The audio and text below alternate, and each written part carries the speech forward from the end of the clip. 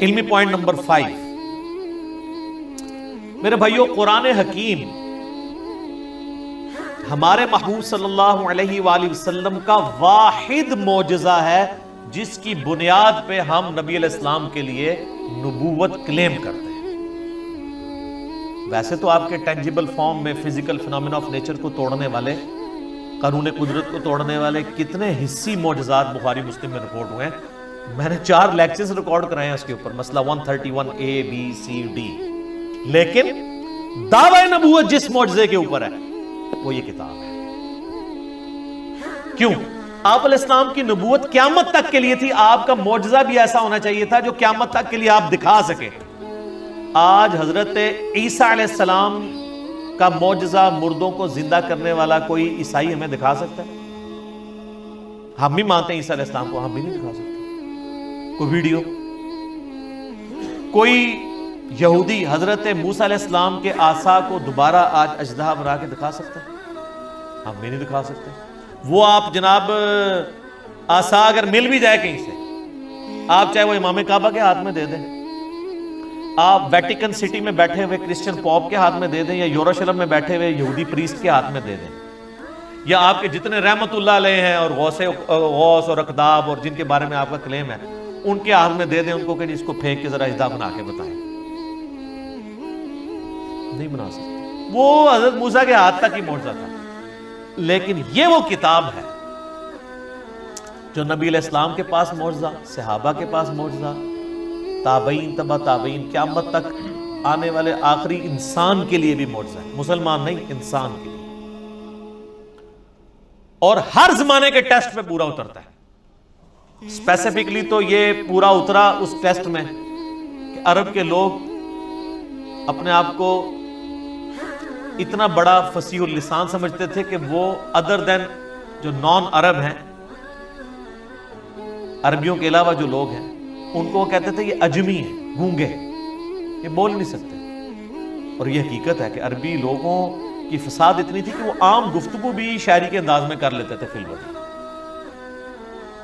لیکن جب قرآن نازل ہوا، ان بڑے بڑے شعراء نے بھی اپنے کلام پھاڑ دیے کہ یار یہ کلام کمال کلام۔ موسیٰ علیہ السلام کے زمانے میں جادوگری عروج پہ تھی، اللہ تعالیٰ نے موسیٰ علیہ السلام کو ایسا معجزہ دیا، جادوگر بھی سجدے میں گر پڑے۔ کتنی دفعہ قرآن میں یہ واقعہ آیا ہے، اور وہ بہت بڑا معجزہ تھا۔ لکڑی کا اژدہا بننا یہ بہت بڑی چیز ہے۔ پلانٹ کنگڈم اینیمل کنگڈم میں بدل رہا ہے، اور پھر اینیمل کنگڈم، پھر پلانٹ کنگڈم۔ اس کو ذرا امیجن کریں۔ عیسیٰ علیہ السلام کے زمانے میں طب، ڈاکٹری بڑی عروج پہ تھی، ان کو بڑا فخر تھا، لیکن کوئی ڈاکٹر مادرزاد کوڑی اور اندھے کو آنکھیں دے سکتا ہے؟ قرآن حکیم میں سورہ مریم کے اندر، سورہ مائدہ کے اندر حضرت عیسیٰ علیہ السلام ہاتھ پھیرتے تھے، آنکھیں آ جاتی تھی۔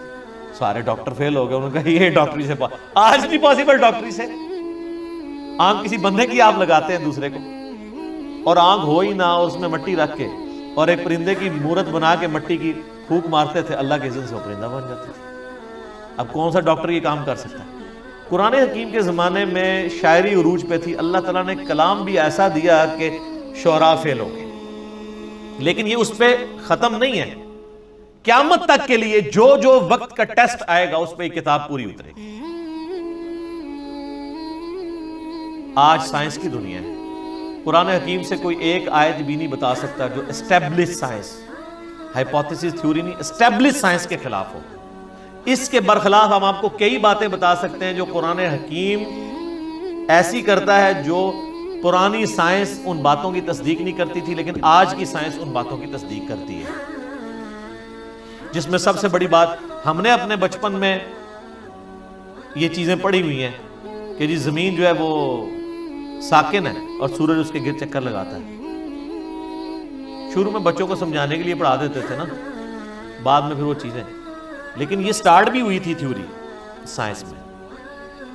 قرآن بہت پہلے سے کہہ رہے ہیں کلٌ فی فلک یسبحون، تمام اجرام فلکی جو ہیں وہ تیر رہے ہیں آسمان میں، اور تیرنا بیک وقت تیرنے میں ایک چیز فلوٹ بھی کرتی ہے اور اپنے محور کے گرد بھی گھومتی ہے۔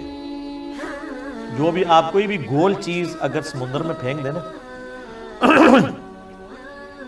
وہ فلوٹ کرنے کے دوران اپنے محور کے گرد گھومے گی بھی ویوز کی وجہ سے. اللہ نے لفظ بھی ایسا استعمال کیا ہے کہ نہ صرف وہ کسی اور چیز کے گرد ریوالو کر رہی ہیں بلکہ اپنے ایکسس کے گرد، اپنے محور کے گرد بھی وہ چیزیں گھوم رہی ہیں. تو قرآن حکیم تو اس چیز کو پہلے ہی ایڈریس کر چکے ہیں. اس حوالے سے آپ ایک میرا کلپ بھی ہے قرآن and modern versus modern science, وہ آپ دیکھ لیں. ڈاکٹر ذاکر نائک کا بھی ایک ویڈیو ہے پرانی، پھر انہوں نے دوبارہ سے ریکارڈ کرائی تھی، وہ بھی آپ دیکھ لیں. ڈاکٹر مورس بوکائل ایک فرینچ سرجن تھے جو مسلمان ہوئے، تو انہوں نے کتاب وہ لکھی Bible Quran and science. Urdu میں ترجمہ ہوا ہے لیکن وہ ترجمہ بھی اردو والا بھی اتنا مشکل ہے کہ عام بندوں کو سمجھ نہیں آتا. بہتر یہ کہ آپ اسے انگلش میں ہی پڑھیں.